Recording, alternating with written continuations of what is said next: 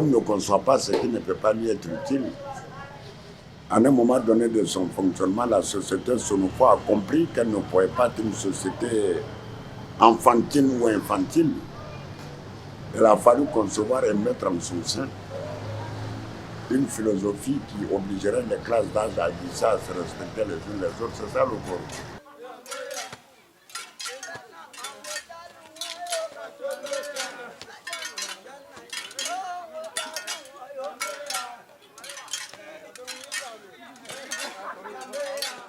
Le poro, c'est un moule.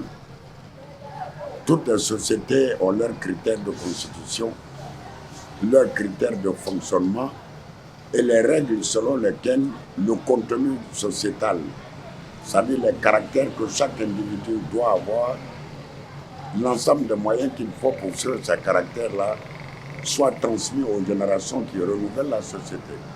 Et en pays Sonofo, c'est le poro qui est chargé non seulement de la conception et de la fabrication de l'individu pour que son être soit conforme aux objectifs de la société, mais aussi et surtout de l'utilité des individus les uns vis-à-vis des autres, bien les uns envers les autres. C'est le poro qui est chargé de l'application, de la conception de toute cette philosophie et qui est chargé de sa transmission de génération en génération. C'est un cadre de réflexion qui est dynamique.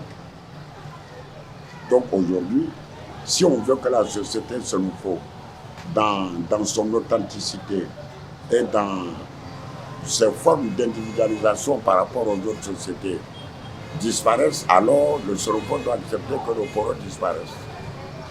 Mais tant que le monde Sonofo peut exister en soi pour soi et exister en synergie avec les autres mondes qui composent notre société ivoirienne, il est important que le pays Sonofo reste pays Sonofo à travers le poro qui est son identité spécifique.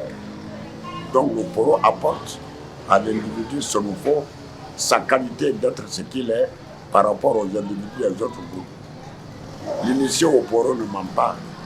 L'initié au poro ne vole pas. L'initié au poro n'est pas hypocrite. L'initié au poro n'est pas méchant. C'est toute une série de dispositions que le poro enseigne dans le moule de formation qu'il est, de sorte que l'individu Sonofo, partout où il est, ne puisse pas gêner et ne puisse pas être gêné. L'utilité du poro en pays Sonofo n'a même pas de fin envisageable. Port, ça veut dire initié, et le lieu d'initiation, c'est Senzang. C'est une erreur que d'appeler le Senzang bois sacré.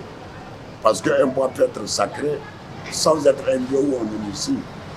Les forêts que la Côte d'Ivoire érige en forêt classée sont des forêts, mais n'ont pas la qualité d'être des Senzang. Senzang, c'est un mot à particules séparables. Sen signifie sans, et sans signifie laisser du reste.